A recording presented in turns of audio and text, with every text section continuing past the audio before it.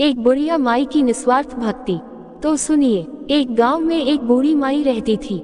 माई के आगे पीछे सहारा कोई नहीं था, इसलिए बूढ़ी माई बेचारी अकेली रहती थी।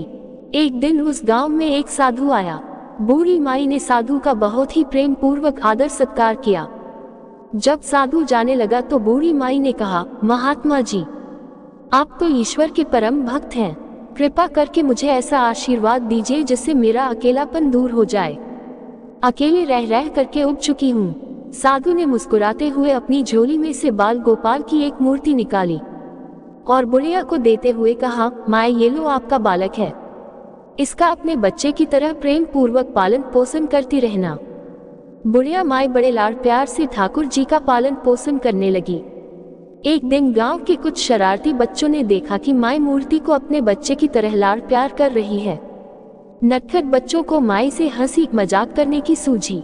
उन्होंने माई से कहा, अरे मैया सुन, आज गांव में जंगल से एक भेड़िया घुस आया है जो छोटे बच्चों को उठाकर ले जाता है और मारकर खा जाता है। तू अपने लाल का ख्याल रखना, कहीं भेड़िया इसे उठाकर न ले जाए।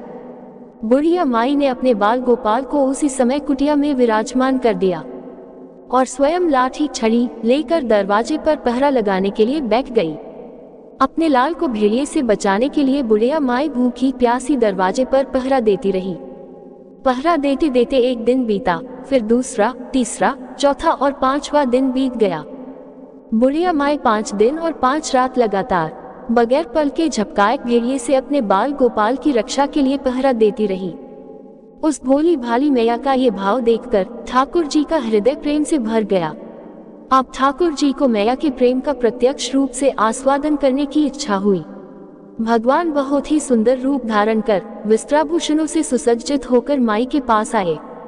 ठाकुर जी के पांव की आहट पाकर माई डर गई कि कहीं दुष्ट भेड़िया तो नहीं आ गया मेरे लाल को उठाने। माई ने लाठी उठाए और भेड़िए को भगाने के लिए उठ खड़ी हुई। तब श्याम सुंदर ने कहा, मैया मैं हूँ, मैं तेरा वही बालक हूँ जिसकी तुम रक्षा करती हो।